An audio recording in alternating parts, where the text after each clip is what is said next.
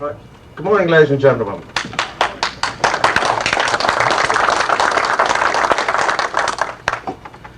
My name's Don Featherstone. I'm an Englishman who comes over to your country every year to recharge his batteries in the company of very good, very hospitable friends and a whole host of people, yourselves, whose open-heartedness and whose warmth and acceptance of me has given my life a new dimension. In return, I stand up here and waffle on about items of military interest, well, items of military affairs that interest me and I hope will interest you. And you might not believe this, but I do it with some nervousness because I know I'm talking to a group of guys who know as much about this as I do, and anything I go wrong on, I get questioned on, and I'm not an academic, and you know, when you write books, you just do your research and you put it down, and then you get on with the next one and you forget the last one. So if I make any mistakes, be charitable, because I'm a visitor, aren't I?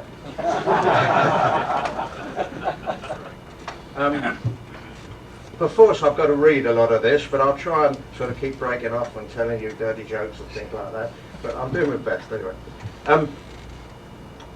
Salamanca. Now, I've been to Spain and Portugal more than a dozen times, and I've done Salamanca, the field of Salamanca, 5-6 times. And the visits to it are, in themselves, are an incomparable saga. And they arouse a lot of nostalgia and some regret because they've gone for days long past.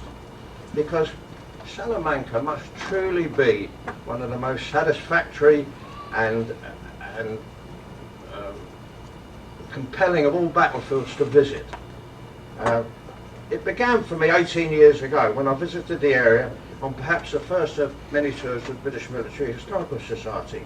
And we were under the able and voluble guidance of David Chandler, head of War Studies Department, the Royal Military Academy, Sandhurst.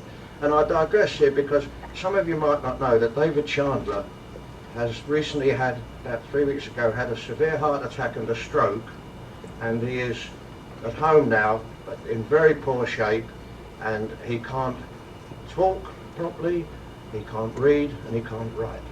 And if you can think of anything worse to happen to a man like David Chandler than that, I can't. Well, David is a fantastic character.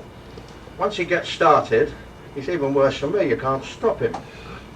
And I've got some notes here that I took at the time of the event I'm talking about, 1973. We arrived in the town of Salamanca in the late afternoon, hastily checked our bags into the hotel, and then rushed by coach out to the battlefield, where first surveys indicated enough dead ground to hide an army, as the French found out to their cost. Negotiating a barbed wire fence which wasn't left from the battle, we climbed to the summit of the Lesser Arapile, where we encountered a bitterly cold gale-force wind as doggedly we turned our binoculars in all directions. Sheltering in the lee of a clump of rocks, we listened to one of David's fascinating battlefield discourses, and soon we had a pretty fair idea of the course of this somewhat complex battle. And I remember that well. It was freezing cold, and we were sitting there, and David went on and on and on, and it got dark, it got dusk, and we got to come down this Arapile and climb over this barbed wire fence and find the coach, and it rather took some of the glamour off it all, but still it was quite a momentous event. And in the gathering dusk, we began to imagine cavalry charging across the plain and columns of infantry pressing forward. It was almost dark as we drove on narrow dirt tracks to Aldea Tellada, but gave best to a truculent Spanish farmer driving a very big tractor. Re-entering the town of Salamanca, we were held up by a picturesque procession of candle-bearing penitents, garbed rather like the Ku Klux Klan, marching to the measured beat of drums, crosses held high above them. It brought to mind tales we'd heard of the Inquisition in the Middle Ages. I remember we sat in the coach watching this for about an hour, and we were frozen. I'd have given my right arm for a beer. Then the next year, 1974, I'm a glutton for punishment. On first arriving in the town of Salamanca, which is a very pleasant, civilized and colourful city, we lunched outdoors in the impressive colonnaded Plaza Mayor under a hot sun. Salamanca is a delight. It really is a lovely place. It's got this university there and a cathedral. I think it's got two cathedrals, but certainly got one. And this university there seems to be entirely populated by attractive young women. And they walk through the town there, and it's absolutely delightful to sit there and watch these girls go past, completely oblivious to their charm and everything. They're just chattering merrily to each other, and there's nice shops there. It's a really beautiful, civilised place. Salamanca as a town, I would thoroughly recommend. And I like towns because I'm a Londoner and I'm used to cities and towns. Then we drove out to the battlefield, where last year on a much colder day we had ascended the lesser Arapile. This time we walked to the area between the two Arapiles, halting to listen to David telling us a concise but colourful account of the events that had occurred over the ground on which we were standing. Then we move on to 1990. On a hot day without a cloud in the sky, we were on the immortal field of Salamanca by 9 of the clock, and we stayed there until late afternoon, eating a picnic lunch on top of the greater Arapile, quite unchanged and unbuilt on. That's another thing about it. A lot of battlefields you go to, you've really got to work on it. You've got to use your imagination. Shakespeare said in Henry V that you've got to people these fields with horses plunging their proud hoofs into the sinking earth beneath and that sort of thing. And you've got to use a lot of imagination on a battlefield anyway, because you've got to people those peaceful acres, you've got to people it with men and horses and neighing horses and the sound of guns and shouting and everything. And it takes a lot of imagination when there's not a sound to be heard and a lark up in the sky on a beautiful summer's day. It's hard to realise that so many men fought and were frightened, because everybody was frightened. I mean, I've been in a war and I can tell you there's nothing like it for inspiring sheer cold terror in you. As I say, you've really got to think about it. And Salamanca is a field which is untouched. You can go to a lot of fields. The odd thing about it is some of the older fields are the easiest ones. So Agincourt, for example, Henry V could go to Agincourt, and except for the road through the middle, he had no problem at all in recognising where he spent 180 immortal minutes. It's exactly the same, and you can orientate everything at Agincourt because you've got the great big area on the side with the trees around it where the grave pit was. And you can tell on battlefields in those days, bodies were dragged and buried in a pit. And they don't drag bodies right the way across battlefields, they just dig the pit on the spot where most of the bodies are. So that's where the fighting is. So find the grave pit, you found the battlefield. And Agincourt is unchanged. And Salamanca is the same. And when you first stand and look at it, spreading out before you there, it's vast, it spreads to far horizons. It's difficult, as I say, to conjecture up the battle, but it's also difficult to imagine how the things happen that we know happened, because it looks like a billiard table. But then you go down in it, and there is so much dead ground. You get down there and you're out of sight, and we tested it. Some of us stood here, and some of us stood over there and said, well, can you see me now? Can you see me? I can see your head, you know, and then we walk a bit further. I can't see you now, and that's the way to do it, you know. You take a game, you do it really thoroughly. Salamanca's a field where everything falls into place. And from the summit of the Lesser Arapile, it can all be placed in its chronological sequence, as the landscape's seeming flatness begins to reveal folds and dips in the ground that answer all the unspoken questions one might have on the battle. We left with reluctance, each of us ruminating on Wellington's incomparable military genius, the impressive tactical aspects as benefits good wargamers, the mind filled with ideas for refighting the stimulating battle on the tabletop. Now I remember this particular visit very well, for one good reason. We were in a coach, a great big coach, that we had hired over, no, we took it over with us, that's right. We'd hired it in England, it had a New Zealand driver, and this was the first time he'd ever been into Europe, apart from coming to England. Great tall guy. And we got this great big coach, a new coach, and we put it on the ferry at Southampton. We'd gone across to Bilbao, and we boarded ashore and we'd driven it, and we drive down from Salamanca, and there is the main Madrid railway line, you see. So we take this coach over the top and we belly it on the railway line. This great coach is standing there, there's the railway line and there's the coach right in the middle. It was a huge thing. And along comes a farmer guy, and he cheerfully tells us the Madrid Express will be due along in about 15 minutes. I remember we were rocking it and pushing it, and we finally got the thing off, but that was a hell of a moment. It was the same coach that we went to I'm trying to think of the battlefield. They're right up on the hill, the long ridge in the peninsula. My mind's terrible these days. And we had it. Barrosa? Was it Lisa? Anyway, we got to the top of that by taking this coach up a narrow track, because Chandler was implacable and got this coach up this narrow track, and when we got to the top we couldn't turn the coach around. They had to back down 2 miles with us sort of walking along guiding.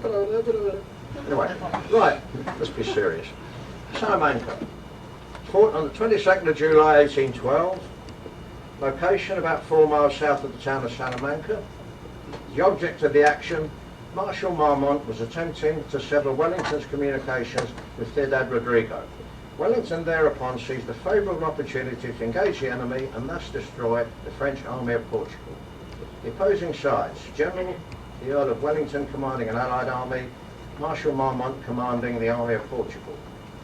Forces engaged, Anglo-Portuguese army, 7 infantry and 1 cavalry division, which was formed of 41,812 infantry, 4,025 cavalry, 246 sappers, engineers, 2,486 gunners and 60 guns, a total of 48,569. Now that total includes 17,421 infantry, 482 cavalry and 1,300 gunners of Portuguese units, and no account is taken of the Spaniards, 3,300 Spaniards near Alba. The French army of Portugal, 8 infantry and 1 cavalry, half division cavalry, 41,575 infantry, 3,390 cavalry, 5,034 gunners, 78 guns, total of 49,999. I wonder why they didn't say 50,000. Oh well. At the time, the position of the English and French forces in the peninsula was as follows. Wellington was still in Portugal, although he captured the 2 strongholds of Ciudad Rodrigo and Badajoz in Spain. Now there are another 2 fantastic places to go to. Recently in England, we've had 3 2-hour films of Sharp, you know, the Sharp series, James Cornwall. And the first one was relating to the siege of Badajoz. Well, they were made in the Ukraine with Russian or Ukrainian soldiers.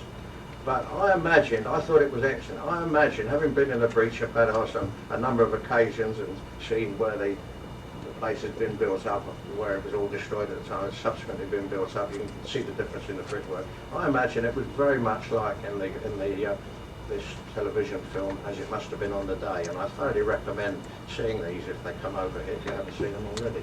They are very good. Ciudad Rodrigo is a lovely unchanged town. It's exactly the same as it was in 1808, 9, 10, 11, 12, and it's a beautiful town there, and there is a marvellous Posada there, one of these state-owned hotels. I never can remember whether you call them Paradors in Spain and Posadas in Portugal, or the other way around, but it's an old Moorish castle, and it's really a really beautiful place, and the waiting staff all dressed in national costume, and that's quite a place there. You can go down into the ditch, and you can go up to the place where Wellington had his siege guns, the major and the lesser, whatever it is, I can't remember those either. And I was there once with Frank Hinchcliffe, who was the Englishman who used to make figures and models of artillery. And Frank was a very keen guy on artillery, and we traced out where the guns fired, and we followed where we imagined the flights of shot were, and you could see where they'd hit and ricocheted, and then we walked across, and he said the angle of that ricochet would be such a walk, and you could see the mark over there where the shot had come across. It was, you know, it really sort of took you back. It made you feel you were part of it. And of course, the great Crawford, Black Bob Crawford, was killed and, well, mortally wounded in the breach at Badajoz and was subsequently buried there. But there is no mark at all where he was buried. And I remember once when I came back, I live in Southampton, just up the road at Winchester's, the Light Division headquarters, a Peninsula Barracks it was then, well now it's struck out in the countryside somewhere. I don't know how the lads get to Winchester at night at the pubs. I don't even know how they get back, more to the point. And the guy in charge there was Lieutenant Colonel Michael Dewar, who played quite a big role in the recent television in England on the D-Day affairs. You may have seen him. He was the sort of technical advisor, and he's a very good guy. And I said to him, don't you think that the Light Division ought to put a plaque in the ditch at Ciudad Rodrigo to denote that that is where Crawford is buried? And he said it was a good idea, but last time I was there it hadn't been done, so there we are. Right, Ciudad Rodrigo and Badajoz were to serve as advance post for Wellington's invasion of Spain and the expulsion of the French, which was the main object of the Peninsular War. But there were 300,000 Frenchmen in Spain, distributed nearly all over it in 5 different armies. That immediately opposed to Wellington was under Marshal Marmont and was said to be nominally 70,000 strong. Further reinforcements were expected from France.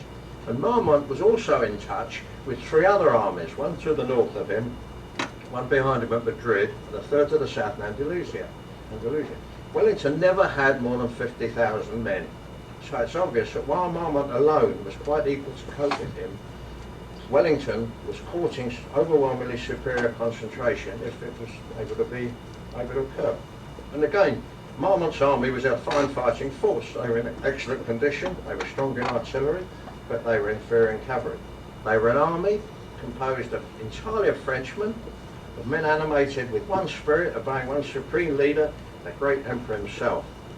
On the other hand, Wellington's army was a mixed force made up of 4 different nationalities: British, German, Spanish and Portuguese. His cavalry was superb, the very flower of British horsemanship, but he had fewer guns. His men were ill-found, pay was in arrears, for ready money was desperately scarce with the niggardliness of the British government, which is a thing that has signified British government throughout the ages and still applies today. And the want of it, the real sinews of war, and the want of money, the real sinews of war was severely felt in his matter of supplies, which had to be paid for cash down. Wellington hoped to achieve some signal success if only he moved against Marmont, taking him promptly and before his supporters could join him. So now we come to the month of July 1812, and July in Spain is very hot. It's very hot over here. I mean, I've come from England where everybody's going around saying we're having a heat wave, and it must be all of 73. And my wife said on the phone on Wednesday, this is the hottest day I can ever remember. And I worked out looking at temperatures in the paper, it must have just been around 80. Well, we know we've had over here, and I lap it up here. I love it here. I love these high temperatures. I don't know whether I share this, but on the other hand, you've had a hell of a winter, haven't you? Every day I look at the paper in England, I look at the Daily Telegraph over my breakfast, look at it, and I scream out to my wife. I'm sitting at the table, so she's in the kitchen behind me, and there's a big archway, and she's busy herself in there. I say, look at this! Boston, 20! Chicago, 19! New York! I go like that, and if I may digress, which is a thing I've noticed for, I was sitting there one day, recently, reading the paper, and I screamed with rage, you see, so my wife patiently said, what is it now, dear? I said, look at this, look! It says that 60% of the British soldiers who fought in the Gulf are under stress, under counselling for stress. So she said, well, they were in a war. In a war? One day affair, that's all. I was in the army 6.5 years, and I was in forward areas for 4.5 years, and nobody ever counselled me for stress. I came home, and a little voice said, might have been better if they had.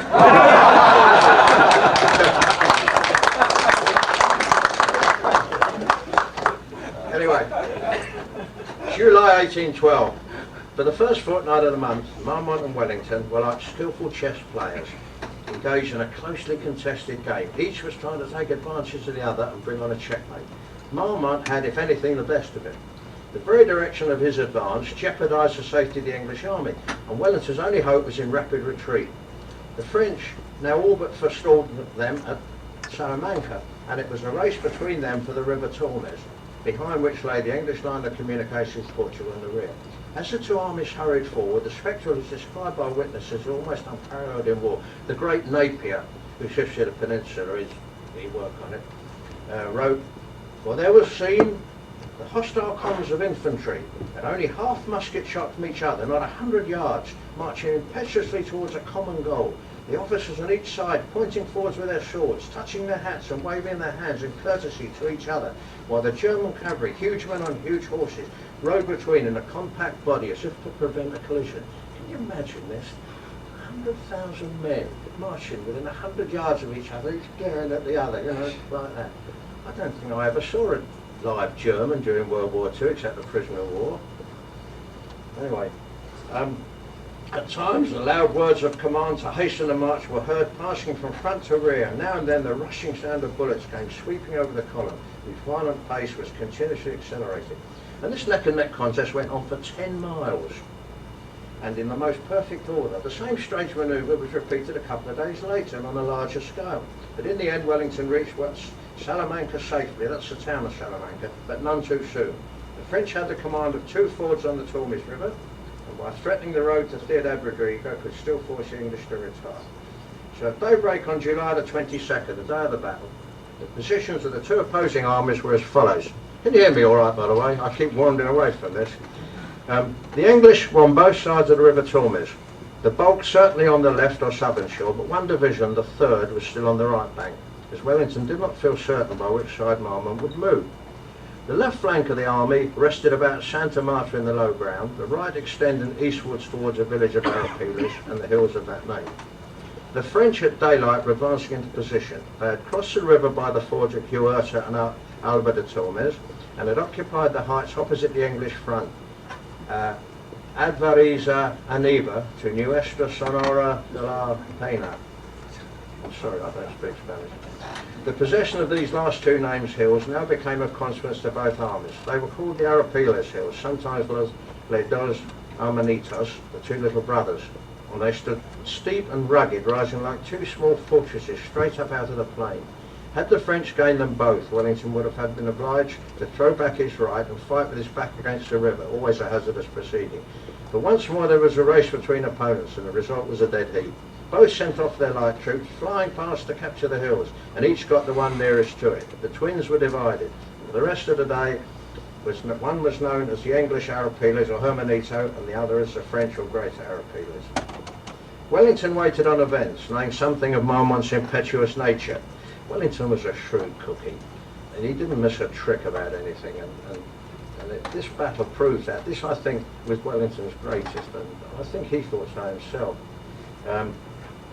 He knew something of Marmont's impetuous character, and he hoped that the Frenchman might commit himself to a general attack on the English position, and this was precisely what happened.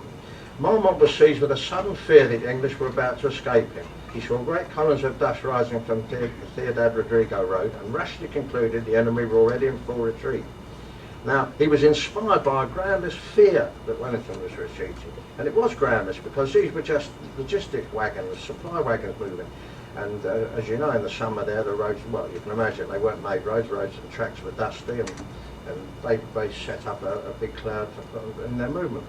So he directed General Thomier, supported by the light cavalry, to march on Miranda and intercept the English in their supposed retreat, while he himself, if the English showed fight, would fall upon them with all his remaining force at about the Arapiles village and hills. Thomier's movement was a fatal mistake. By this hasty march, the French advance, their left, was separated from their centre and their right. Both the latter were still in the woods to the rear or crossing the river, and unable to support Thomier's division. Marmont had, in fact, as the Duke put it, spread himself out too far. It must have been the report of Thomier's movement that brought Wellington in the farmyard and led to the sacrifice of the drumstick of a fowl. I mean, you all know this thing. Wellington's chewing on a chicken bone and he threw it away, and he said to Alava, "I have them now," or words to that effect. I know him, he probably says they're much more forceful. Napier says that the Duke was resting when the news reached him, but whether he was throwing away an untasted lunch or sleeping, he certainly rode straight to the English Arapiles Hill, and from that high vantage ground, fully realised what Marmont had done. It was then, no doubt, he told Alava, that it was all over with the French. For Wellington no sooner saw the situation than he grasped it with the full and complete appreciation that marks true genius in war. His orders were few and precise. Their object was to fall upon Marmont's advance and crush it before it could be reinforced. He formed his troops in 3 lines, the right of the second line being closed by the 3rd Division under General Pakenham, and to him was entrusted the honour of opening the ball. For as soon as the above mentioned changes of position were completed, Pakenham was ordered to come up in 4 columns with 12 guns on his left or inner flank and cross the enemy's line of march. As soon as Pakenham attacked, the first line was also to advance, and second is endeavour. Then on the English left, which would thus become uncovered, an assault was to be made on the French Arapilo, the Hermanito Hill. And here On this very critical juncture, on the very eve of joining issue with a determined enemy, in a great and momentous struggle, Wellington gave a fresh proof of his iron nerve and his strong character. Troops marched slowly. 3 miles an hour is the average rate of infantry, so there must therefore be a considerable interval of time before the orders it issued could take effect. The French division on the march under Tomier had a couple of miles or more to cover and would hardly get within vulnerable distance under the hour. Wellington was tired. He'd been at full stretch mentally and physically since daybreak, and it was now past 3 in the afternoon. "I'm going to take a little sleep," he said to Lord Fitzroy Somerset, his military secretary, and the most favoured and confidential member of his staff. "Watch with your glass. You see that large stone? Call me when the head of the French column reaches that point." Then he wrapped himself in his cloak, lay down behind a bush, and was soon sound asleep. Amazing, isn't it? Wellington had the faculty, like Napoleon and other great leaders, of sleeping at will, and he rose refreshed when Lord Fitzroy roused him pleasantly with the information he needed. This was an inspired nonchalance. It was a studied and traditional affectation of the English aristocracy. I've just been charging around American Revolution battlefields here, and if you read about the American War for Independence, I'm sorry, I thought I was in England.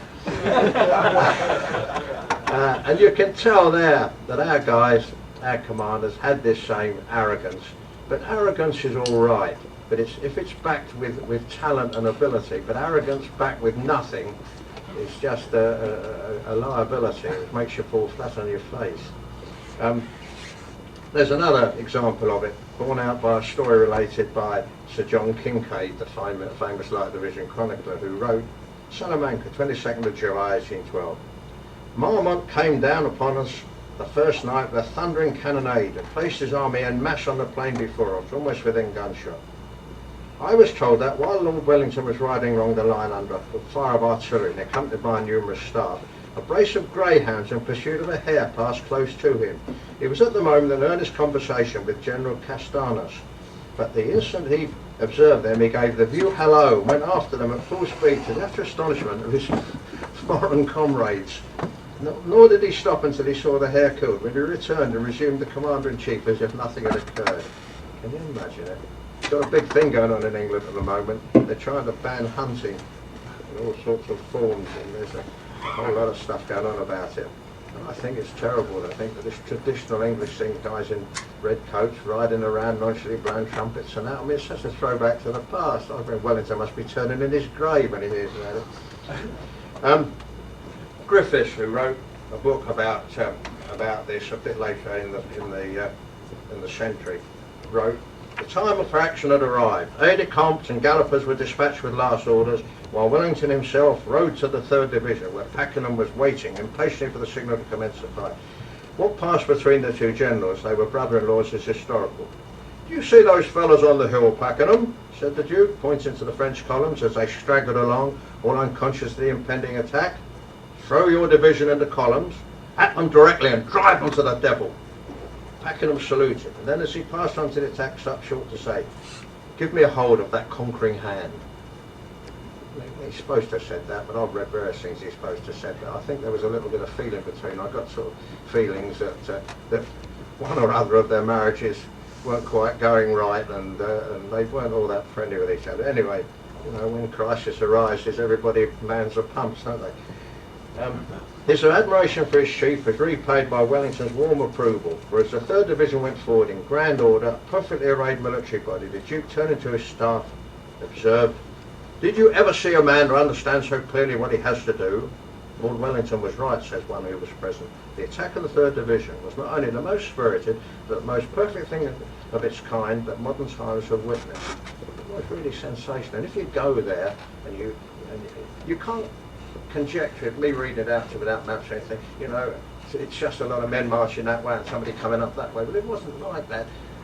In this great vast open plain, here's this lot coming up here, and they couldn't be seen by the French walking along there. And this, if you just look at it, unless you go on the ground, I was over there a couple of years ago with Todd Fisher and John Brewster of Emperor's Headquarters, and we were driving along the road, and we found this Spanish sort of a motel type of one, they call them a hostel, and we went in there for a drink, and when we came out, as we came out, we could see the two Arab peelers there, and we could see us. So we went back in and booked in and stayed the night there. And we went right out on the ground, and we arrived straight onto the area where Pakenham's 3rd Division came over. And we marched around there, and it was a revelation, you know. And nothing I say, no words I can conjure up, and nothing I can read can really show you or tell you how impressive and how dramatic this must have been. Marmont had fully realised his terrible error by now. The rapid movements of the English told him that the mistake was patent to the enemy, to his enemy. He saw the country beneath him alive with their troops, moving in combined and well-concerted strength, while his own army was scattered in the midst of a difficult and half-completed manoeuvre. But still he had no knowledge of Pakenham's intended attack, but the 3rd Division was invisible. And Marmont did not yet despair. He hoped he might yet reunite his army before the moment of impact, and with this object he dispatched messengers in all directions, one way to hurry up the centre and rear columns, the other to check Tomir in its overreaching advance.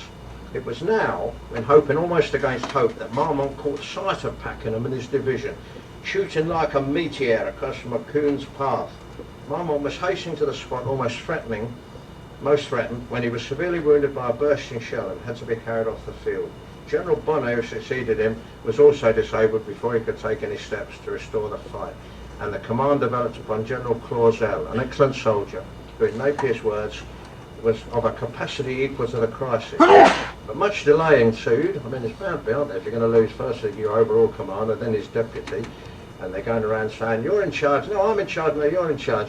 I mean, we got this in World War II, didn't we, when we got this argument at Arnhem when troops were landed and Urquhart was missing and Hackett wouldn't do that and all that sort of thing. I mean, this is a thing, this is part of the fog of war.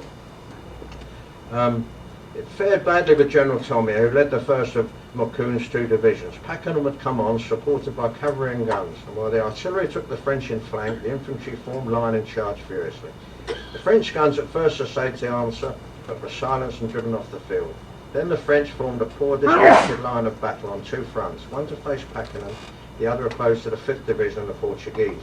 At this time too, the 4th Division had come into the action and had beaten back a French attack made upon the Arapiles village and hill.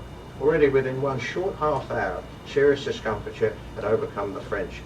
But the complete overthrow of the French vanguard was greatly accelerated by another masterly tactic of Wellington, who'd loosed Le Marchal's heavy and Anson's and Arent Charles light cavalry brigades in what was one of the most brilliant charges ever made by British cavalry.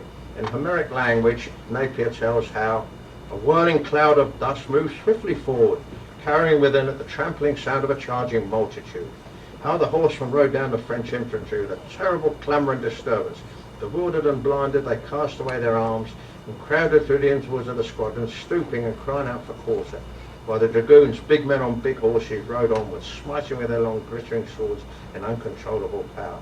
The marchant was killed, but others were there to lead his cavalry on. Pakenham with his infantry followed close, and after a struggle in which many were laid low, the French were completely defeated. The field of Salamanca was won, says James Grant, the Victorian military writer. Till 10 at night, the Light and 1st Divisions continued the pursuit, marching fast with their arms shouldered, save when an opportunity came to send in a volley with effect. And even at 10 it would not have ceased, had not Wellington calculated on being able, when the next day came, being able to dictate his own terms to the enemy. There were but 2 points at which the Tormes could be crossed, at Huerta and Alba. Huerta, Wellington took command by pushing the Light Division towards it, but he left the Alba ford, as he thought, in the safekeeping of a Spanish garrison. The latter, however, abandoned their posts, and the consequence was that when the morrow came and the pursuit was removed, it left only a combat with the rearguard, as the whole French main body was safe beyond the river. Clausel had marched all night, and finding the ford at Alba de Tormes open, had passed through with all his troops, save at La Serna, where 3 battalions of French infantry and a body of cavalry halted and faced about. There was no more fighting. By gaining Salamanca, the Allied leader had accomplished one part of his mighty plan. He had effectively cleared the northern frontier of Portugal and rendered it impossible for the enemy to unite against him in overwhelming numbers, saving a line entirely in the rear. The results of the Salamanca operations were, according to Napier, as follows. Marmont's army, 42,000 with 74 guns, Chandler says 49,000 in my initial opening passage, passed the Jura on the 18th of July to attack Wellington. On the 30th it repassed the river in full retreat, having in 12 days marched 200 miles and fought 3 combats and 1 general action, in which 1 Marshal of France, 7 generals and 12,500 men and regimental officers were killed, wounded or taken, together with 2 eagles, several standards and 12 pieces of cannon, inclusive of 17 more taken at Valladolid. The losses of the Allies were 1 Marshal, 4 generals and about 6,000 men and officers killed or wounded. Captain Lord Clinton conveyed to London the captured eagles and colours. So we too trusted somebody called Clinton.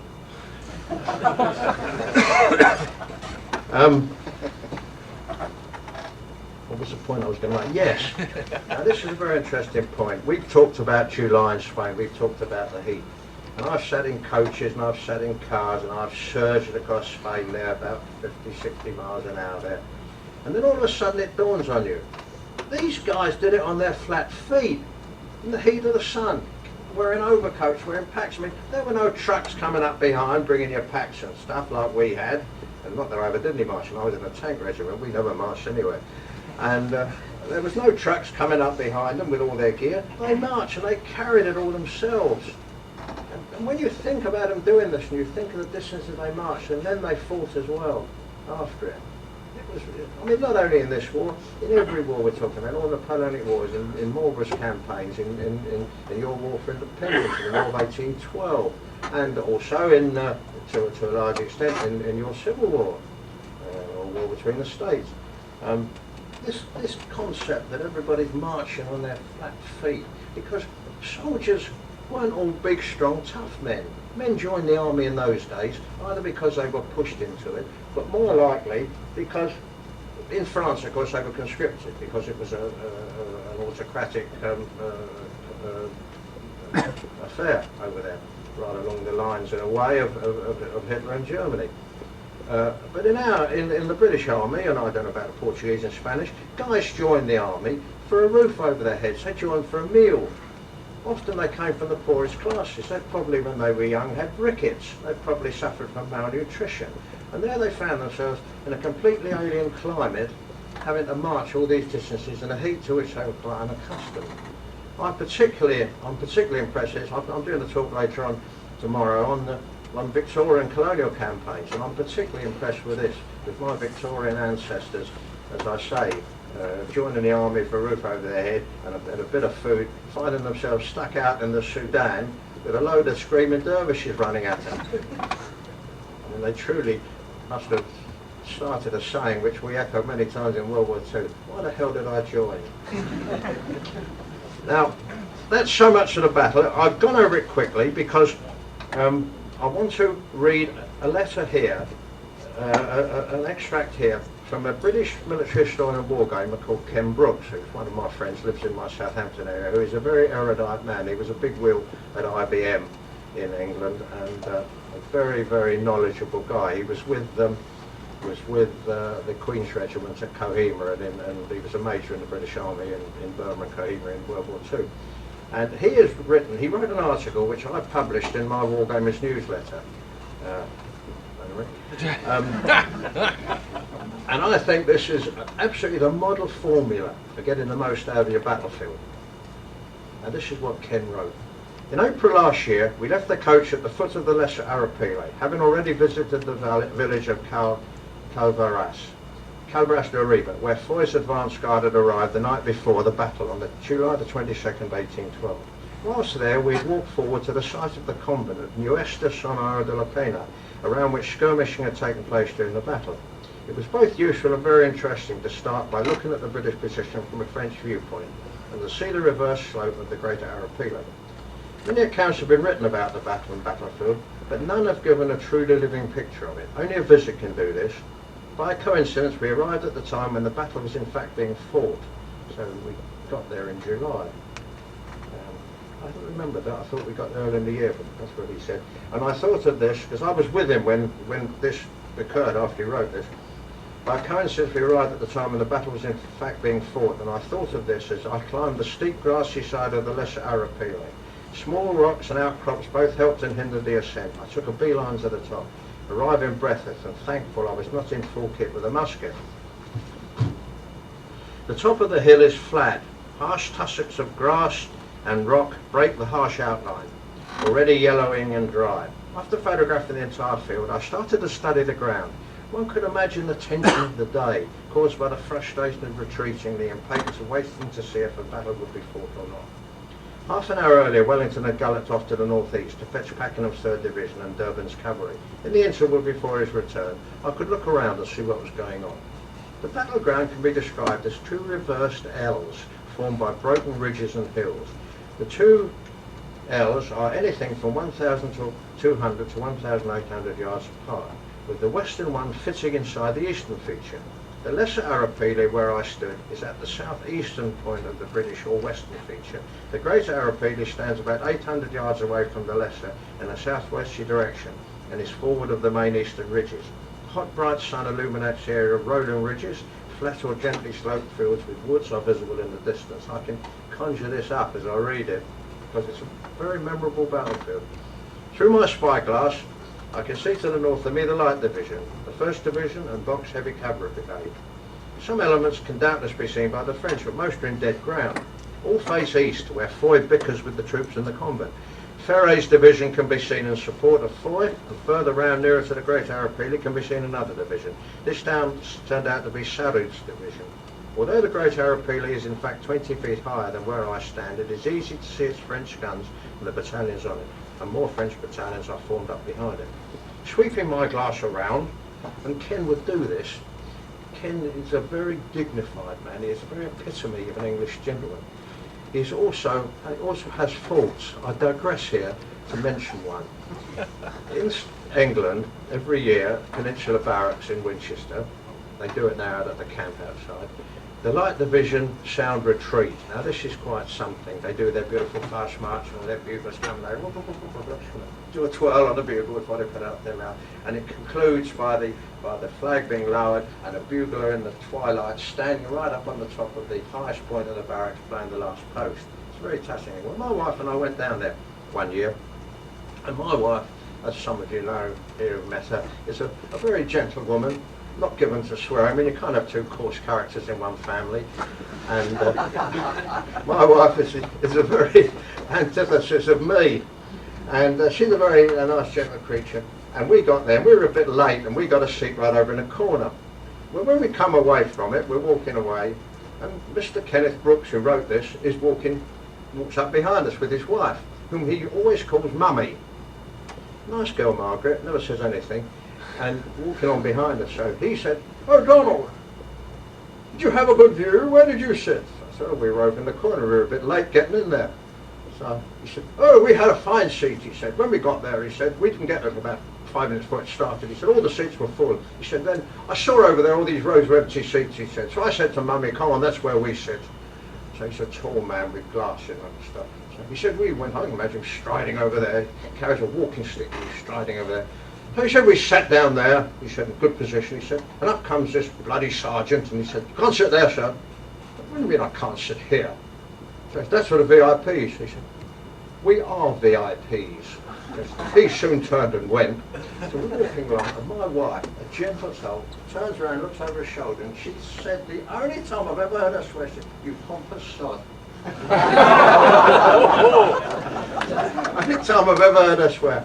Anyway, but when he's writing this is Brooks, this is vintage Brooks he's writing this, because he is a military man. He would fit into Wellington's army or Marlborough's army, anything. He'd sort of be the same disdainful southern officer, the same disdainful major.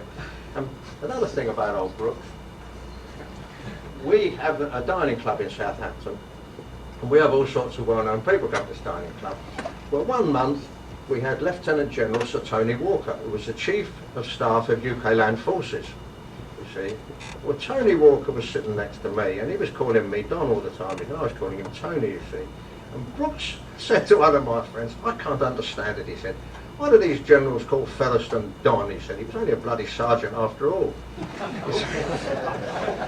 I knew Tony Walker when he was a captain in the tank regiment. I used to go out to Germany to visit the battalions, the regular battalions, and there's Tony Walker I knew as a captain and a squadron leader, and he commanded a regiment. He always used to come, "Look, Don Featherstone out here." And we went to, Joe and I went to a service in London. The tank regiment have a memorial service every year at Peter's in Cornhill, a beautiful old city church in London, where all the tank regiment flags are hung up along there. And recently we went to this was a service we went to. They've just cut the British Army down, as you know, and the 4 tank regiments have been cut down to 2 battalions. And the 3rd battalion, the 1st and the 4th have united, and the 2nd and the 3rd. And the 3rd battalion were handing over their colours to be hung in the church. And it was a very moving thing. They had the colour guard with the regimental sergeant major and the commanding officer marching along. They slow marched up the aisle and they handed the colours over to the clergyman, Peter Mallet, who took them, and then they about turned and slow marched back. It's a very moving thing. And as we came outside, there was General Walker leaning against his case, very elegant man. He's a real modern officer, a good type. He was leaning against his car waiting for his driver. And as we came in, he said, "Hello, Donald," he said, "glad to see you here. Nothing more I'd expect of you, though." So as we walked away, I said, "Who was that?" So I said, "Well, he's not exactly God," I said, "but in our regiment he sits bloody close on the right-hand side." Anyway, sweeping my glass around, this is Brooks, sweeping my glass around until I'm looking due south, I can see the reason for Wellington's rapid exit. On the ridge opposite stands a solitary division facing us, while to its left another division is striking out westward. In the rear of these divisions are 2 more divisions, not yet in supporting distance. Later we discover it was Morcoon facing us while Thomier was busy trying to outflank our right. See, he didn't know that Pakenham was coming up that way. Looking towards our right rear, I can see the dust clouds of our baggage train moving towards Salamanca, from Salamanca to Ciudad Rodrigo. Nearer to us, however, can be seen the massed infantry of Leith's, Cole's, Clinton's and Hope's divisions. Their red and white contrast with the blue of their Portuguese infantry, and the infantry of Pack's and Bradford's independent Portuguese brigades. Movement among them heralds Wellington's return. Shouted orders and movements taking shape indicate something is going to happen shortly. Stirs of expectancy among the 40th and 27th Foot of Cole's division, who share the lesser Arapili with me, gradually die down as no orders are received by them. Down on the plain to my right I can see Leith's division moving out and forming in 2 lines, with Hope forming to his rear. Near at hand, Cole's 2 remaining brigades stand to, and Clinton's division appear in their rear. Something is certainly going to happen. Now, Brooks had this marvellous faculty, which is denied to many of us. I've got it to a little extent, but not to the same extent as him.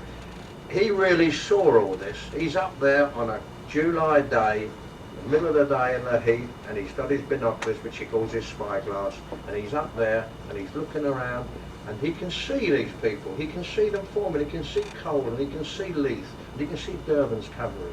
He can actually see them, and he writes what he sees. He's absolutely brilliant. And he would, if he was, he wrote this for me, but if he was telling it to you, he wouldn't read it like I'm doing. He'd stand up here and he'd give you this straight from there. I heard him give a talk on Kohima and the last stages of the campaign out there about 2-3 months ago. And he talked for an hour and a half with just this business. He was talking to a Rotary Club. And I guess I was the only guy still awake at the end. Looking, as though by some prearranged signal, a roar of cannon and musketry to our right announced a clash of Pakenham and Thomier. It is now 5 o'clock in the afternoon. A battle is to be joined at long last. Pakenham had advanced 3 miles from Aldea Harbour in our right rear and had approached unseen to within 500 yards of Thomier's leading column. Spirited action by Portuguese dragoons had halted them, and Pakenham Bleeding Brigade, the veterans 74th, 88th, they call it Rangers, and 45th are attacking without halting. The division is deployed for action on the march before achieving overall success. Tommy's division has been destroyed before our eyes, almost in a flash. And Brooks would see that. He would see all that. It's a wonderful gift. And really something. In the meantime, it's as though Leith had shouted, "5th Division will advance in review order. By the centre, quick march." As steadily as on the parade ground, the front line of red-coated bayonets advances, checking their dressing while supported by the second line of Portuguese infantry. The village of Los Arapiles, around which British light companies have been skirmishing with French tirailleurs, had been passed.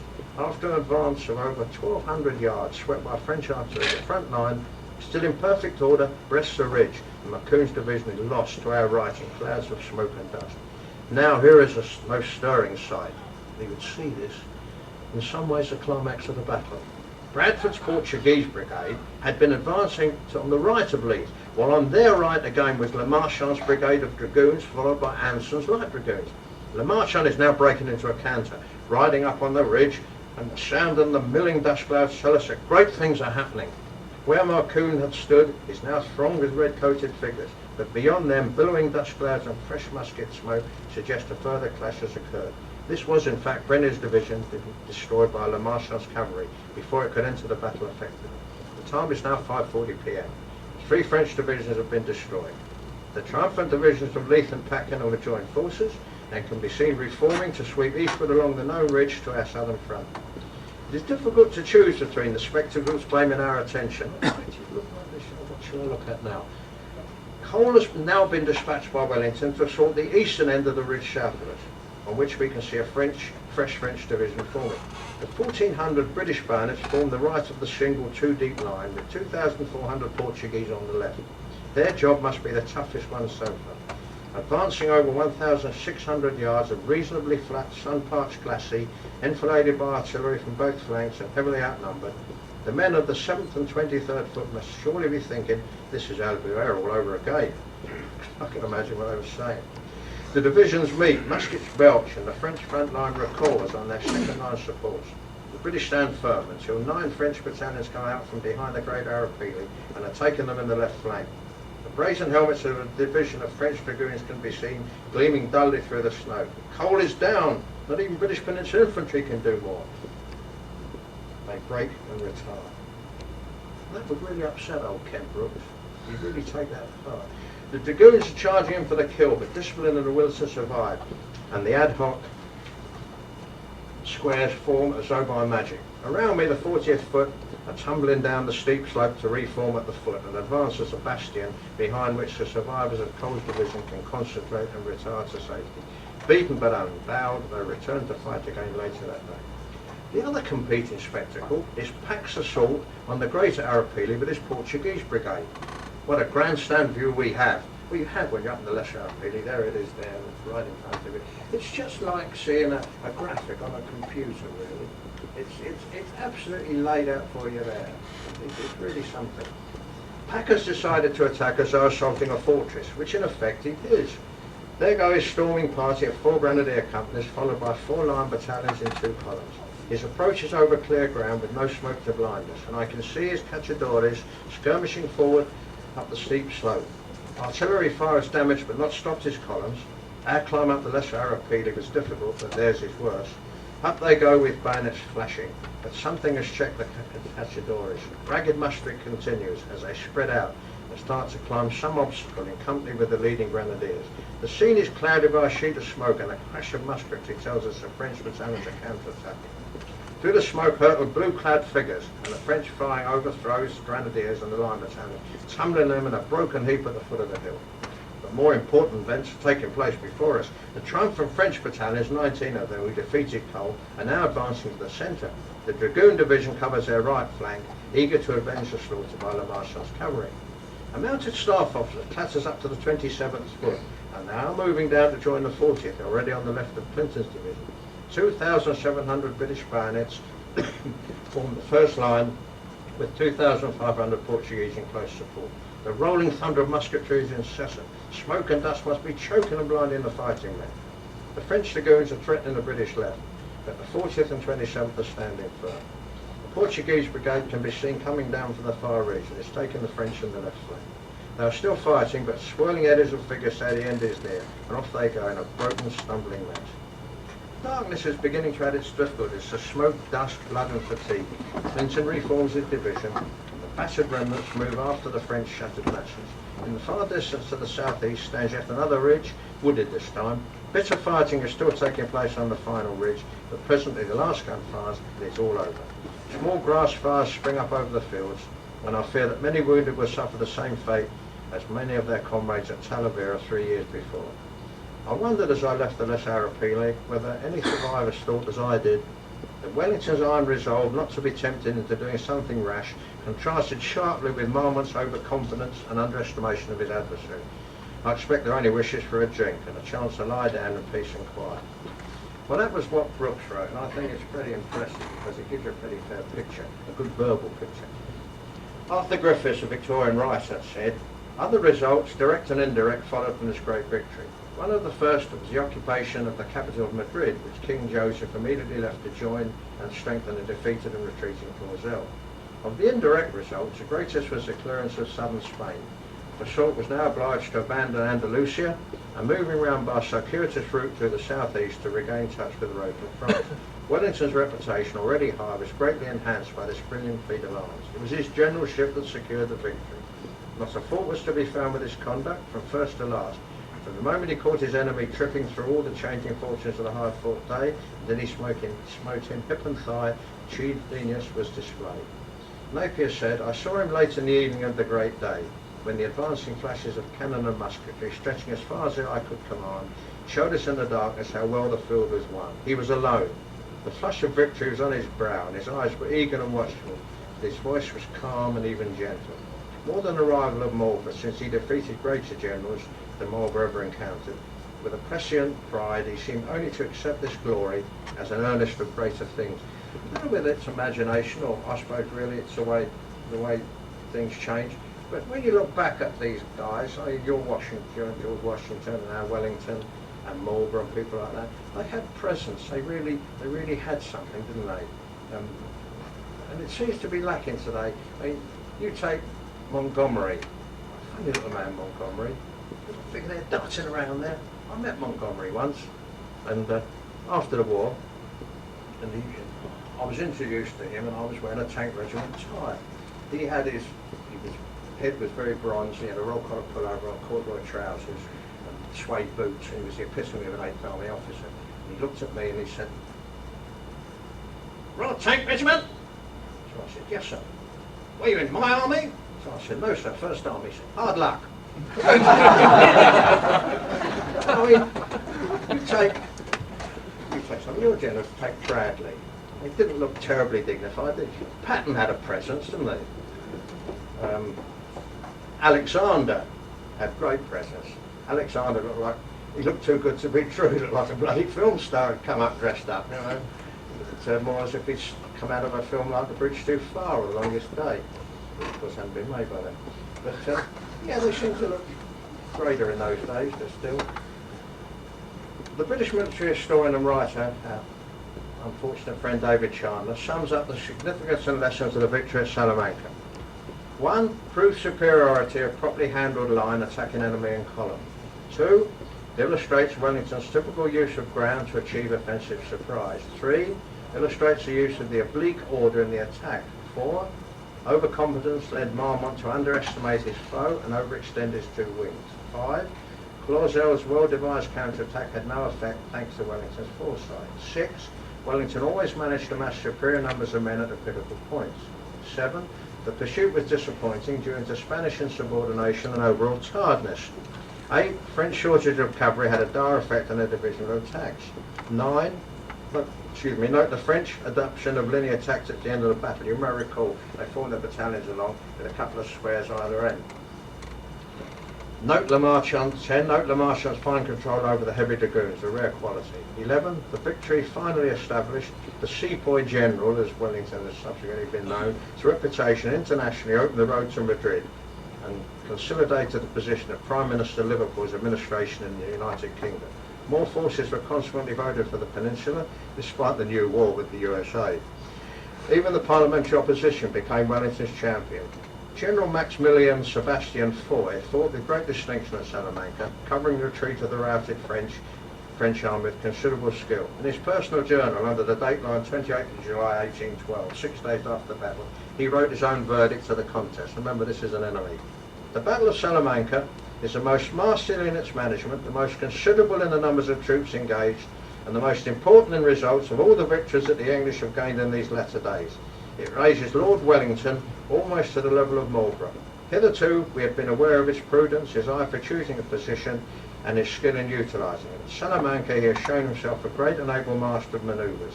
He kept his disposition concealed for almost a whole day. He waited till we were committed to our movement before he developed his own. He played a safe game. He fought in the oblique order. It was a battle in the style of Frederick the Great. rather interesting to see this, where he says the results of all the victories the French have gained in these latter days. Later on in the Peninsular War, towards the end, before we went into France, down to Toulouse, we were at Bayonne and the Knee, up in the Battle of the Knee of them, Bayonne. And on a big hill overlooking Bayonne, on the Spanish side, no, on the French side, there's this massive great column. And it's surrounded by, got 4 guns, one each corner, and surrounded by chains, and it overlooks part of the battlefield of the Neve. And when you go up to it, it was put up in 1927 by some French Historical Association, and it is in honour of Marshal Soult's French generalship, and it names 27 battles. They're all listed down there on all 4 sides. And I was with 3 English, Roger Snell, Chris Scott, and another guy, all well-known battlefield travellers, and we did our homework when we went on these things. And we went round this all together, and we reckon that out of these 27 battles, he won 1, had a dodgy draw, and lost the rest. So hopefully they build something for me if I lose 25 battles. Now, down to the nitty-gritty, what you've all been waiting for. Salamanca as a war game. Now, because it was one of the major battles of the Peninsular War, considered by the Duke of Wellington to be his greatest and most satisfying triumph, and because it reveals a multitude of fascinating tactical movements and hard fighting in classical Napoleonic war style, wargamers will want to attempt the Battle of Salamanca. It's not a big affair by the numerical standards of warfare, but it's possible to simulate on a scale replicable ground using exactly the same number of formations put in the field by Wellington in his Anglo-Portuguese army and that of the French commander Martin. Now, we have done this a number of times, this had happened, and we've done it by using, remember they came over here, Neville Dickinson, a miniature figurines in England years ago, put out some things called regimental blocks. Little tiny things, about 6 millimetres high, and there was a little block, almost like the end of a pencil, and the heads, the top line was sculptured into little heads, and the back had little packs, and the front had little, and they were dead easy to paint. They went like that for trousers, and like that for the top, like that for hanging up. Really nice style of thing. And I've got thousands of them, and some of them are painted brown, so you can use them for anything. We fought battles with them and things like that, all sorts of battles every war. Now the beauty of it is that you can represent with these on a table, we've got an 8x6 table, you can represent any battlefield, and you can have every single battalion that was there, every battalion. I mean, this is quite something. You can use them as brigades and divisions and things, and it's really great. You really feel good. I mean, we wargamers are gods, aren't we? We stand there and we look at it all, and we can see that. I mean, packing them can't be hidden on our wargames table. And you look at it all, and you're gods, you see. But you feel even more godlike when you've actually got the right number of troops. You're not moving a battalion of 1,500 men formed by these 6 guys on bits of cardboard, or a whole cavalry division, all of 14 horsemen cantering across the plain, or a battery of guns formed by 1 gun. I mean, that's great. We have to do this perforce because of the size of things. But when you do it, when you get a battalion, when you get all these things, I really recommend it. Now, we use these blocks, and we have had 90 battalions of British and Portuguese infantry forming the 7 divisions, plus the independent Portuguese brigades. The 5 cavalry brigades of Cape Seifried and Cotton formed of 14 regiments. The 8 French divisions were 78 battalions of infantry, plus Boyer's heavy and Curte's light cavalry brigade. Now, the only digression we allowed, which was after a lot of argument, was in the artillery. If you can have 78 guns on a table, unless you're using very, what shall I say, if you're using rules that minimise their effect, then 78 guns is too much on a war game, even if you've got the right number of battalions there. So we had Marmont's 78 guns being represented by 32 and the British 60 by 24. And I say here, on the assumption that even using the mildest wargaming concepts of the effects of artillery would result in the full numbers of guns on the table exerting a certain overemphasis which could unbalance the battle both as a wargame and reconstruction.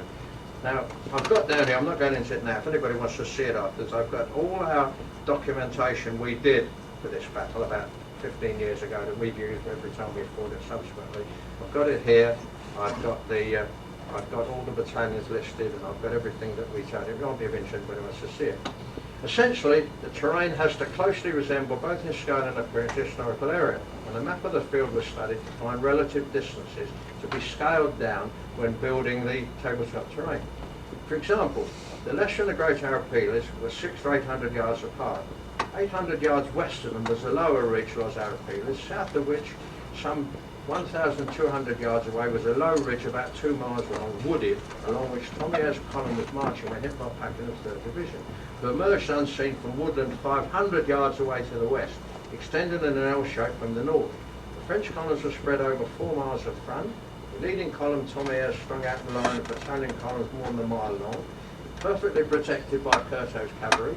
Now, all these dispositions scaled down to an 8x6 table at the opening stages when the French 3rd Division come into view, set the scene for the Salamanca reconstruction we did. Now, you've got to have pretty precise measurements for this if you want to do it right.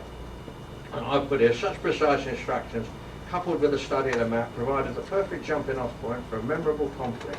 Both commanders fought and moved in the manner of their historical counterparts, and even though the French were defeated on both occasions, it was, as on the 22nd of July, 1812, by no means a foregone conclusion. Now, we followed all historical movements. See, it's very, very difficult to reconstruct an actual battle as a war game. I mean, I'm talking to the initiated, you know all this already. Because if you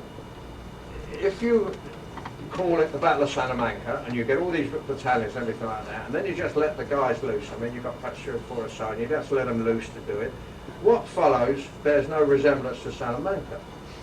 If you fight it historically accurately to time and everything, then all you're doing is really a blow-by-blow replay, isn't it? It's not a war game. It's interesting, but it isn't a war game as such. So what we did, all historical movements were followed. Their timing was considered a feature of the battle, and it was made possible by a time chart that recorded off-table moves or concealed moves of different formations and outflanking or attacking movements that bring troops onto the table for some immediate station conflict. Now, here we come to the other situation. No self-respecting war gamer likes to be saddled with an army in a battle they decisively lost. They don't, do they? I mean, it's very hard to get the guy and you say to him, you know, you're going to be the French or you're going to be the Sudanese or something. We had a guy called Alan Ladd. Now, Alan Ladd was a lovely guy, and he fought war games with us for years. He was a single man. He was devoted to 2 things in life. One was war games, the other was making kites. He made great man-sized kites that he used to fly, and he used to get figures climbing up the rope to attack them. It was fantastic stuff. Now, we fought the attack at Magdala, going up in Napier's War in 1864, 68, against Theodore of Abyssinia. We fought this battle. Now, at Thala, the natives attacked. We had this down one end of the table, this long bit there, and the rest of it's going on there. At Thala, the natives came attacking across, and the British had just got up the top of the ridge and got in position. They may have been Indian troops, can't quite remember, but they had Snyder rifles. It was the first time they were being used. And we got them up there just in time, you see, and these Abyssinians came hurtling across. I think they were represented by our Northwest Frontier troops, because I don't ever remember painting the Abyssinians. Anyway, they came across there, and Ted Ladd had the Abyssinians. No, Ted Ladd, not Alan, Ted Ladd. Ted Ladd had the Abyssinians.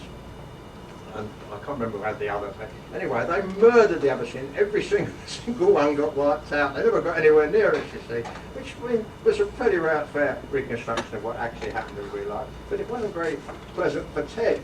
Well, Ted Ladd went away that night, rather disgruntled, and we never saw him anymore.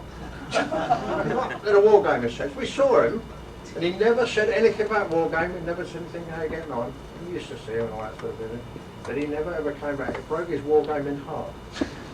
So you've got to have a few tangible alternatives to affect a reverse result. Though the more spirited player, he may welcome the chance of revealing greater degrees of generalship than those showed by the vanquishing commander by turning defeat to victory. So that guy must be given some encouraging chance of changing military history without making a dodged-in of the reconstruction. Now, this is done by military possibilities. I expect many of you have read the 2 wonderful books by Colonel Alfred Byrne, the Cressy campaign and the Agincourt campaign, in which he goes into this military possibilities business. And that was the first time we'd come across them. We'd probably been using alternative methods, but the first time we come across them as such, and we fell on them like a dog falls on a bone. And they are very good. They are controlled and logical alternative courses of action which, had they been taken at the appropriate moment during the real battle, might well have caused a complete reversal of the result. The courses of action followed by opposing wargamers with the agreement of both, but they are not excuses for engaging in whims and fancies, nor for diverting events merely to see what happens.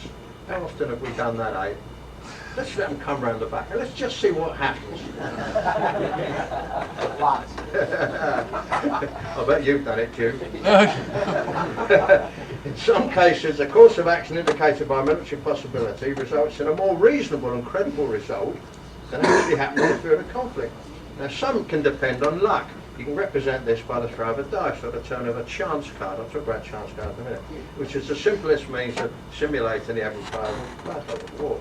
It's got to be decided whether military possibilities are radically to alter the historical course of the battle, or to be restricted to relatively minor aspects of it, when they may result in a more interesting twist in tactics, or even affect the ultimate result. So instead of saying, let's see what happens, you know, you've just got this little chance of doing something. Now, so decisive was the nature and outcome of the Battle of Salamanca that credible military possibilities are very few and far between. You've got little chance of it being other than a British victory, once Pakenham's 3rd Division and Le Marcham's heavy cavalry routed their respective opponents. For the French to be in with a chance, one or both of these attacks must fail. And if they do so, I'm just adding this bit here, it isn't in my script, if they do so, then you're immediately departed from the actual historical course of the battle. Anyway, for the French to be in with a chance, one or both of these attacks must fail, and or Clausel's counter-attack must succeed. 3 possibilities which, if allowed to occur, must take Salamanca into the realms of fantasy and turn Wellington in his grave. It might be permissible to make Pakenham less successful, to make more of an even battle, or Clausel's counter-stroke could be given a chance of success which might make the battle a draw, but an unlikely French victory. Now, the Battle of Salamanca began at 4:45 in the afternoon, carried on through the gathering dusk, and was finally outfought in the dark, ending at 9:30 p.m. So perhaps the French commander's greatest chance of victory is to slow up the game, to give himself time to extricate as much as possible, under cover of night, living the fight again another day. Have you ever tried to simulate life? Well, I bet you have. I remember once we had a crazy guy, and we used to go to his house, and this was in the very early days. And I remember going over there once, and we walked in this room, and he'd taken all the light bulbs out, and he'd got dark blue bulbs. I can't remember whether he painted them dark blue, but he'd bought them. He got these dark blue bulbs, and we were all given very, very heavy sunglasses with things around the side. And we were supposed to fight this battle, and you couldn't even see the bloody soldiers. You just knocked over my cavalry. Anyway, that's a bit too much of a good thing.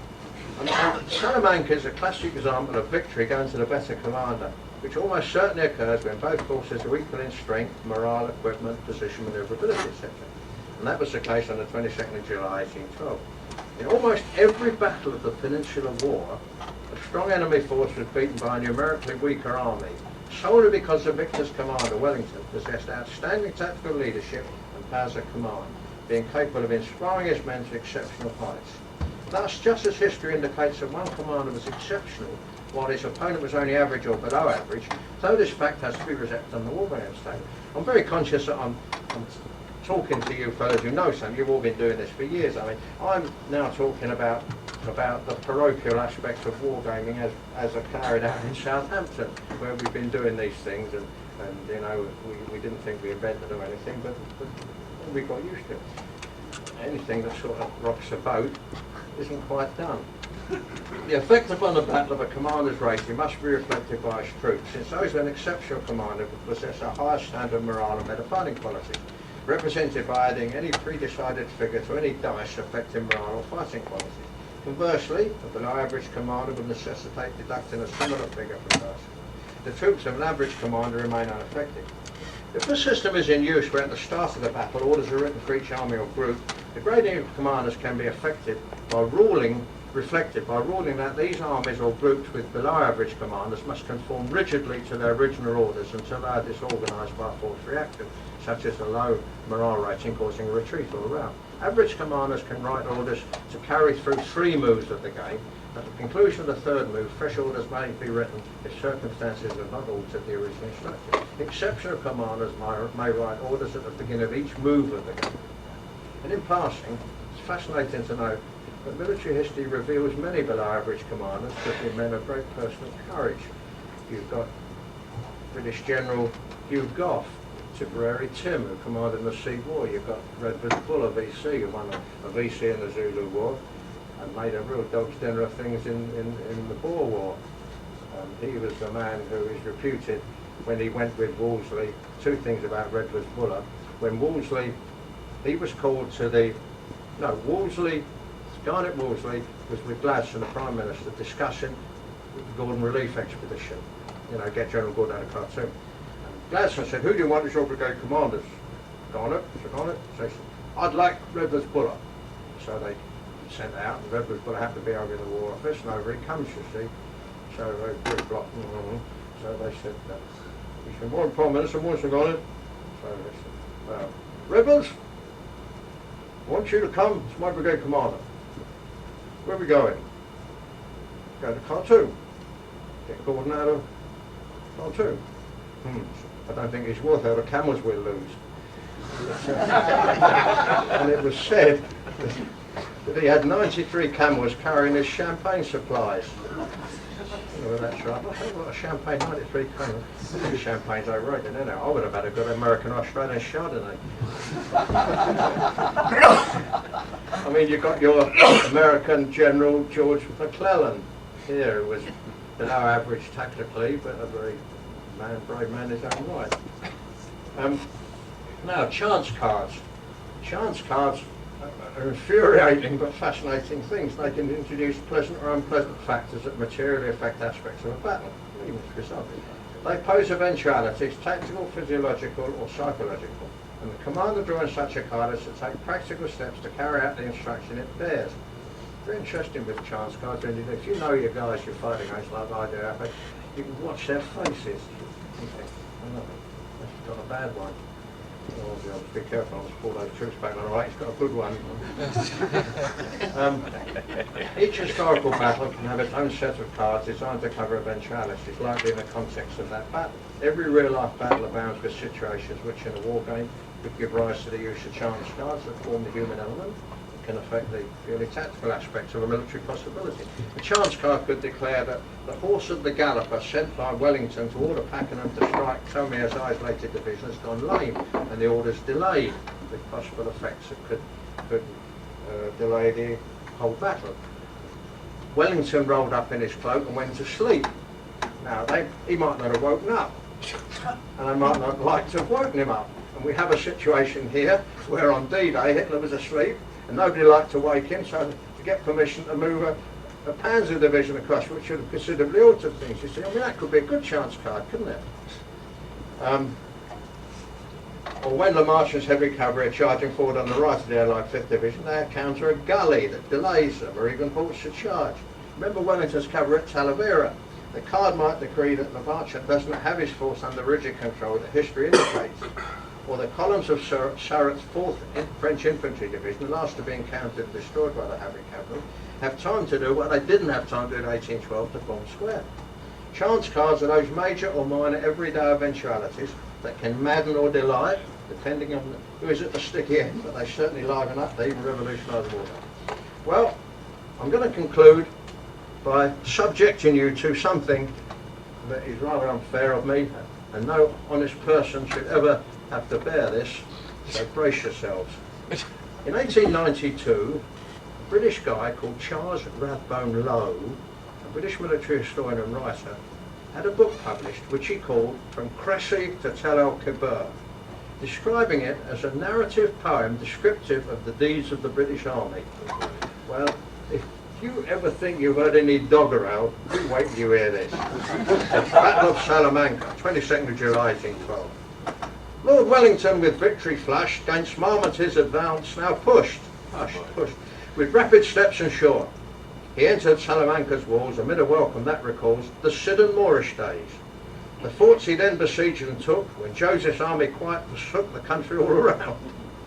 But Marmont soon came on the scene, and with much manoeuvring was between Lord Wellington and him. Well matched in numbers were these two, who each some 40,000 true and trusty soldiers had. I'm doing that because it's in 3 lines each. I'm reading it in lines. The leaders, both like birds of prey, from 2 high hills the fight survey. Their appeal is named.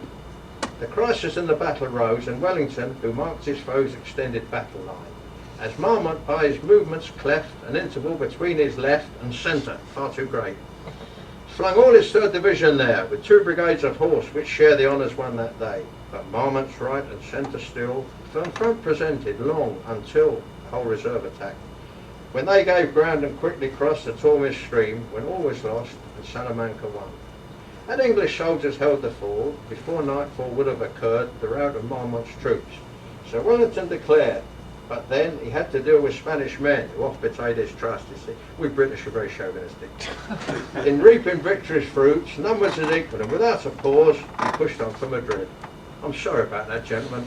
It's perhaps not a fitting conclusion, but thank you for listening so intently. I was very worried about this. I thought there's far too much guff in this. I'm much more happy about the next 2 talks I'm going to give, so come to them. Thank you very much.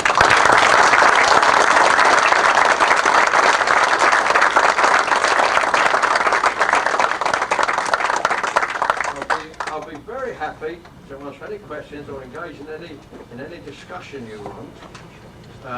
But I would say... Some water. No, thanks, no more, thanks. It's only water, isn't it? No, thanks. All right. I would say that my hearing isn't as good as it used to be. You know, everybody gets old, and my hearing isn't as good as it used to be, which causes the nearest thing to a divorce in our family, because our television is on so loud that my wife walks around with her hands over her ears screaming out that the house should reverberate it. So if you've got a question, scream it out at the top of your voice, or beckon the Duke, and he'll come up and tell him, and he'll come and tell me. I was at the National Army Museum in London a few weeks ago. I was telling Duke this just now. I'm a member of the British Society for Army Historical Research, and every year they have an AGM at the National Army Museum.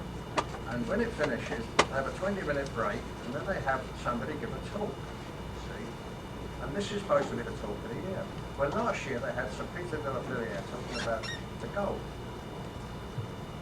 About January this year, David Chandler wrote me a letter and then phoned me up asking me to give this talk. I said, I can't do that. I said, I'm not an academic, I'm a popular historian, I write for the general public. I said, that lot, there'll be hundreds of them. I said, all experts. Donald, he said, I want you to talk about the Victorian soldier. He said, and I know of no one in Britain who can do a better job about the Victorian soldier than you. So, who can resist that flattery? He said, I'll give you a fulsome introduction, and I will personally give you a vote of thanks at the end. I'm very young for a sheep. I said, oh, all right. So I worked this thing out about the Victorian soldier. And about 3 days before I was due to go, I got a letter from David saying, dear Don, very sorry I won't be at the National Army Museum. I'll be in Spain with a tour. So I get to the National Army Museum, and there's 550 people there. Major General Lunt, Major General Triton, and 8 other generals included, all sitting out there in front of me, and I had to do this talk, which I was very worried about, although David assured me they only heard good words of it. But then, the point I'm coming to, look at any questions business, there were old generals, mostly old gentlemen stand up about half a mile back, they say, stand up. So one old boy, I said, come forward a bit. So in the end, I come out like this, and I'm standing up there, and he's standing there, and the chairman stands up, he's saying, we can't have this, the lecturer going in the audience, we can't have this. I said, I don't want to do it here. If there's any questions, you know, and I can't hear, tell you. Right, anything? I did have one thing. Yeah, you still over here? Oh, the question that you brought up about dead drowned is one that gives me a great deal of pause about all the games I participate in. Any of them that you. I was wondering how y'all handled that. Well, I mean, I've been wargaming for much longer than I can remember. And this dead ground problem is very, very difficult. Let's do this way. Oh, sorry, no, no, here. Step out there. Come on, where you want to be. Come on out there. Now you wander around. I don't look like Mick Jagger, do I? Well, Mick would care to agree with. This dead ground business, it is a problem. I mean, you can do it in a thoroughly unrealistic way by putting little markers down or something like that. Or you can put blue lights up and wear dark glasses. Or you can have maps and you can mark it on the map and trust each other. Now, this is a very difficult thing in wargaming. I mean, wargaming and wargamers, in my experience, aren't exactly marked by great degrees of trust for each other. Now, I got the same 6 guys wargaming with me. I've been wargaming with me for years and years.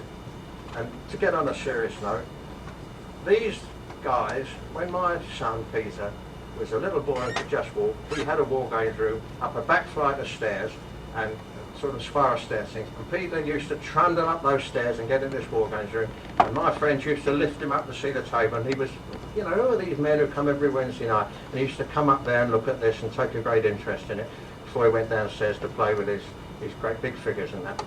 When my son was killed 4 years ago, those same guys came to his funeral. So that shows how long we've all been wargaming together. And we still do it. And before I left, one of them phoned up and said, "Will there be a wargame the Wednesday night? You're coming back when you come back." So I haven't got it tested up yet, but there will be one. Anyway, we've always trusted each other. Although we had one guy called Peter Manning who designed figures for Neville Dickinson miniature figurines. And Peter Manning, he didn't actually cheat, but he used to throw dice and he'd say, 88, pick them up quickly. You know? 77. So you like that, wasn't it? You should let me see that, Pete. Why, don't you trust me? Well, yeah, of course I do. Those light infantry moved about 2 foot. Well, what should they move? 8 inches. Oh. So all our rules in Southampton, they had, he's moved now, he lives in Scotland, they had to be Manning proof. Whenever we came up with anything new and we discussed amongst ourselves, always the first one was, is it Manning proof? So yeah, it is very difficult to get this done. Has anybody got any idea? Duke, what do you think? What do you do about it? For dead ground, if I might go. Oh, For good. dead ground, at the beginning of a game, it's very workable. Very simply, if you have dead ground, the figures are not placed out there. And that works. That is the simplest expedient. If your game is such that your setup or your initial layout will permit the non-placement of the ones in dead ground. As you know, I build scena squares, so you can actually see the dead ground if you're as elaborate as I do it. I realize everyone doesn't want to go to that level, and a lot of people use a flat table. When you have scena squares, you can actually have dead ground, and the figures are not there. Or there may be, around the table, I have a lot of little flat rocks with numbers. You've noticed from time to time. Beware of them. Whenever there's a rock, you look under it. I shouldn't tell people that. But in any event, if you are able, at the beginning of the game, do not place the figures. If you have other dead ground situations, you know they're going to come up, the expedient of flat rocks just does wonders. And if you have pretty terrain, the rocks kind of blend in, and sometimes people don't notice them. Not the rocks idea. That's definitely Manning proof. Right. As long as he doesn't bring his own rocks. I was wondering, what do you feel about General Pakenham? He had a great, successful attack at Salamanca, but I work at New Orleans on the battlefield where he lost the battle and his life 2.5 years later. And I was wondering if you, how do you evaluate the man as a commander? I haven't really heard all that. He's talking about his action down in New Orleans. Pakenham, Yeah, yeah. and his death and loss there. And he is asking you to evaluate him as an individual commander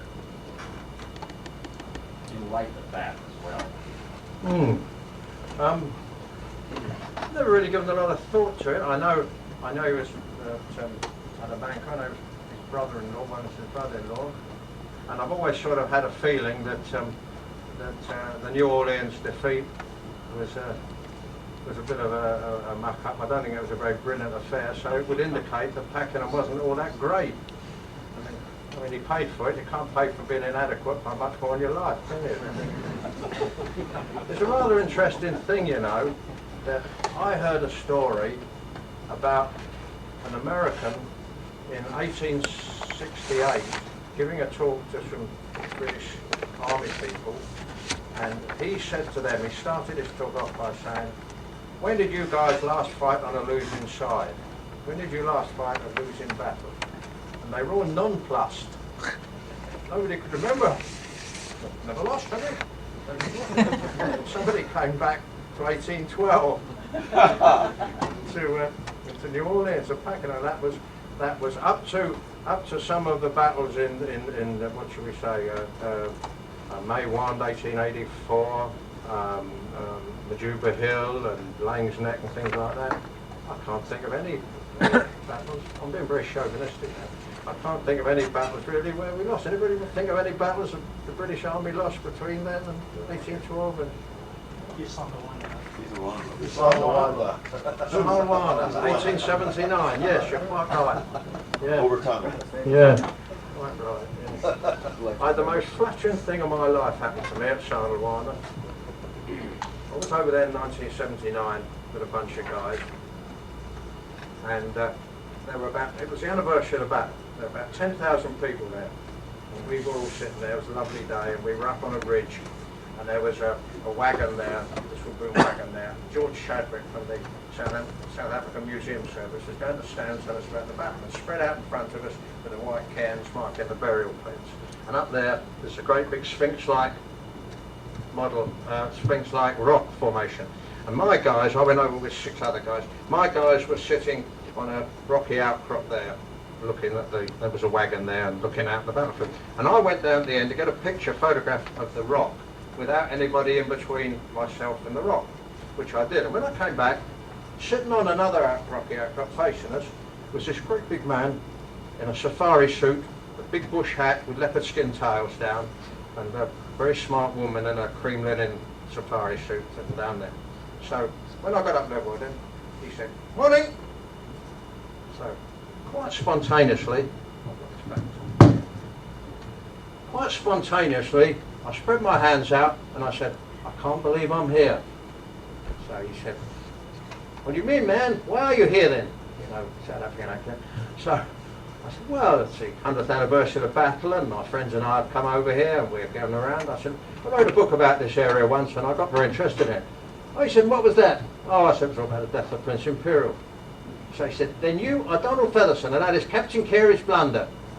So I said, "You know it?" He said, "This is the definitive work on the subject." So I said, "Well, thank you very much." So he said, "Let me introduce myself." He said, "I'm Ian Player, President of the World Conservation Group. I'm a friend of your Prince Philip and an associate of Lorenz van der Post." He said, "I have a brother Gary who plays a bit of golf."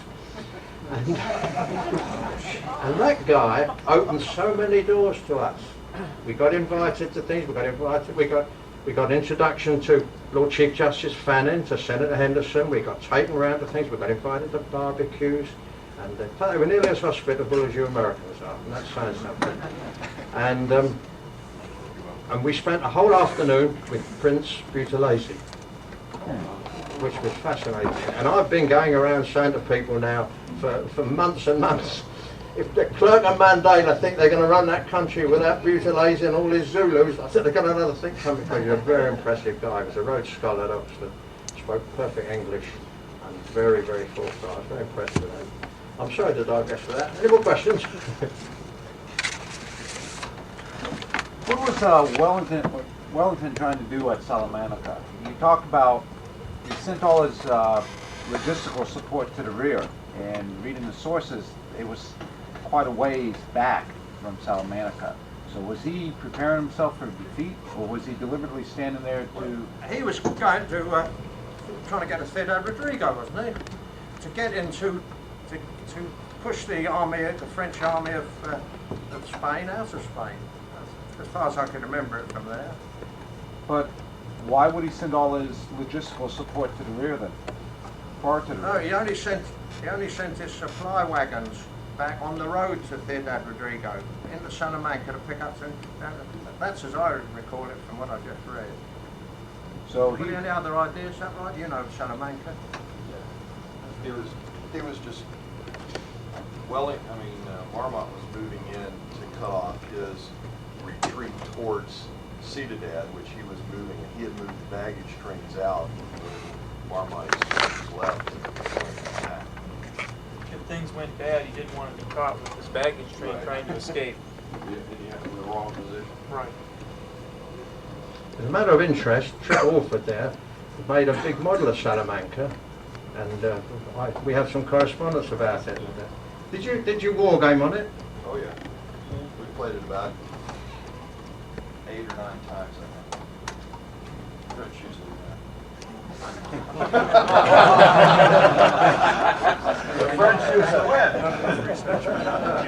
No, we roll it back to 2:30. And give the French the option to try and change Tomaray extending left. And Wellington has a 95% chance of getting his message to Packingham, which in one of the games it did not go. The messenger's horse died on the way, and, so he didn't make it. But with a 50-50 chance, Tomaray sometimes goes sailing out and Packingham slams it. Do you share my enthusiasm for it as a battle? Yeah. Could I interject? At this point, there's kind of an interesting element here. There are 3 levels of games: a simulation, a Kriegspiel, and an adventure game, or that's how Uncle Duke does it. A simulation really follows what happened, and there's very little opportunity for you to do something different. It's just if tactically there is some difference in how it comes out. A Kriegspiel is you have the figures at the time, and then you do what you want to do. An adventure game is, that's a movie set to game, and anything can happen. That's what I usually do. It's the crowd pleaser, and it's the one that has a little role playing in it as well. But you have these levels of play. I think it's important that we establish this. Don, what he calls a reconstruction, we call a simulation over here. That's a simulation. Then there's a Kriegspiel, which gives you, once again, the figures at the time of the day where they were, and then you do what you want to do. And then the adventure game takes you from earlier, and it may bear no resemblance to that battle. It's a situation that has the flavor. So it is important that we establish these levels of play, and we do play on all those levels at various times. I do a lot of the adventure gaming, as you well know, because that's the crowd raiser. Have you done Salamanca? Only once. Only once. I suppose the French one. No. No. Well, as a matter of fact, we did worse. And I was the French commander. But we were trying to do a simulation. And my morale got down because we got so stretched out. And I didn't know what to do. I just didn't know what to do. I'm a little more experienced now. Might do a little better. And I think that's something that you really didn't touch on.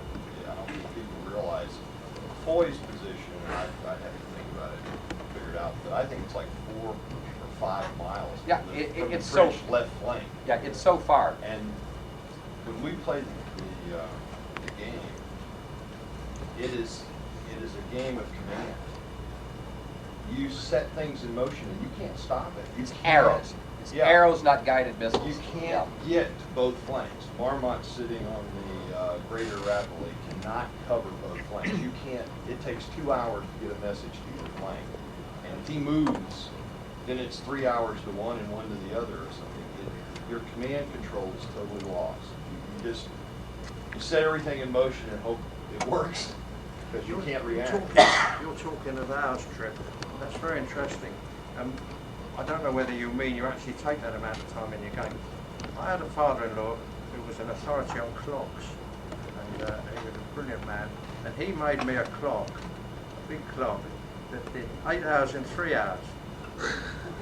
So you find a 3-hour war game, but you could have it really took up 8 hours on the clock. So after you go, you can look at the clock and say, well, it's 3:15 battles. Yeah, absolutely. That's it's neat. really great, mate. I recommend it. That's I a don't neat know. idea. Yeah, I don't know if anybody's done anything like it, but apparently, I think it's a very difficult thing to do. I mean, in this day and age, anything can be done. Well, actually, Model Railroad is making something called a fast clock where they shoot the touch. Do they? Yeah, they're commercially available. You can buy them. And you can buy all kinds of plans for them. Sorry. Which stand sells about the back. Oh, I know. Do you have a question? Yeah.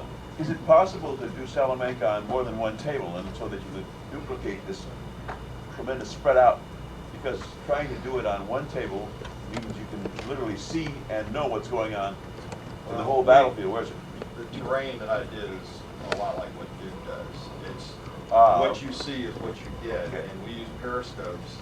And sitting on the greater Rapoli, you cannot see packing hams move, which comes from an off-board position, until he is almost making contact with the fringe, and it's too late to do anything. then he about it. suddenly appears on the table. He's there, and he's in the French face, and there's no, and so it really, it changes stuff. But we play on a 16 by 12. I mean, 16 by 12. yeah, but each table has rollers on them, and we move them around so you can get in the middle to play it.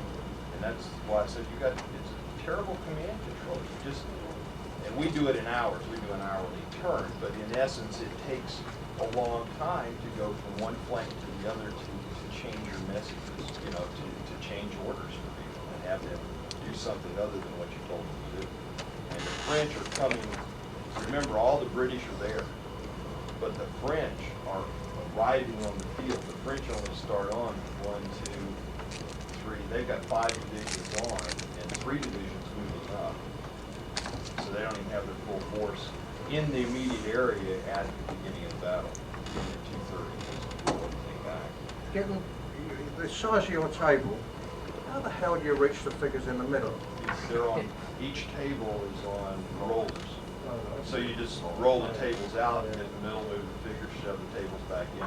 Brigadier Peter Young went to his house once, he had this gigantic table, it was 20 feet square. And, What kind of room is yeah, that? and I was wondering how we were going to work things, you see. And when the troops, some troops of mine had got out of my reach, or some troops, I can't remember which, all of a sudden Peter vanishes, and a trap door comes up in the middle of the table, like this. And Peter's big round face with his moustache there and his bright blue eyes appears, beams at you, and he moves his troops, you see, he manages to knock all yours over and push them back 12 inches. Peter Young achieved a lot of his military success by being completely unscrupulous. Dan, you had a question. I just want to mention about the trapdoor because I once experimented with tables like that. And the battle always occurs over the trapdoor. So you have to go very slowly. I'm sure that's right. There's a sign in the British Army that I'm sure you've heard that all battles take place on folds in the map. About folds in the map when it's raining or something like that. The thing struck me. How many people here have been to Salamanca? Well, you disappoint me, gentlemen. Get out there. That's great. Before they do what they've done at Talavera. You know, Talavera, there was a big fuss because it appeared in the English papers that the Spanish government had built a 6-lane highway right across Talavera, and they dug up all the graves and they were bodied all over the place and everything, you see.